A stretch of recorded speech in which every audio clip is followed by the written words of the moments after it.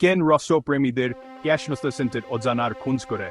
Shrampur station মধ্যরাত নীরব ফুতুরে yen কেউ ভুলে গেছে এই জায়গাটার কথা দিনের শেষ ট্রেনটা ধীরে ধীরে এসে থামল কোন যাত্রী নেই শুধু একজন ছাড়া নীলা বস 22 একলা ট্রেনে উঠল ট্রেনের ভেতরে শুধু একটা থাতব গুজন প্রতারিত বেকার সবার বড় পরিত্যক্ত হাল ছেড়ে দিতে প্রস্তুত ট্রেনটা জ্বলতে শুরু করলো নীলা কয়েকজন বস যাত্রী দেখতে পেল চোখে কোন প্রাণ নেই কেউ কিছু বলছে না হঠাৎ একজন বলল তুমি কি নিশ্চিত এই ট্রেনে এতে যাও এই ট্রেন কখনো ফিরে আসে না নীলার বুক ধড়ফড় করে উঠল মানে কি এই ট্রেন শুধু একদিকেই আয় আমরা সবাই হারানো প্রাণ জীবনের পথ হারিয়ে নীলার গায়ে কান্টা দিয়ে উঠল ট্রেনটা এন অন্ধকারে ডুবে গেল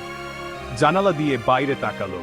তার পূর্ণ জীবন মিলিয়ে আসছে একটা নতুন আলোর দিকে